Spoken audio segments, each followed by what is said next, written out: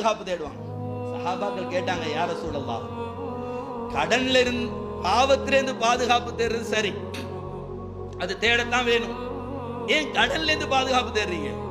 சொன்னார்கள் ஸல்லல்லாஹு அலைஹி வஸல்லம், இந்த கடன் ஏராளமான பாவங்களை செய்ய வைக்கும், பொய் சொல்ல வைக்கும், ஏமாத்த வைக்கும், தலைமறைய வைக்கும், கொலை செய்ய வைக்கும், தற்கொலை செய்ய வைக்கும், குடும்பங்களை பிரிக்கும். இதை பார்க்கிறேன் தானே, இந்த கடன் எடுத்துட்டு கடன் உதவி செஞ்சுட்டு இந்த குடும்பங்கள் பிரிஞ்சிட்டு, நானா தம்பியோட கோபம், மச்சானோட கோபம்,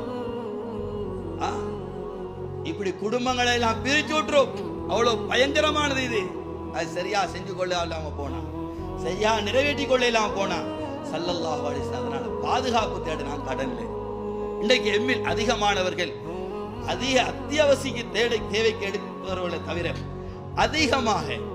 அதிகமாக கடனாளியாக எதனால தெரியுமா?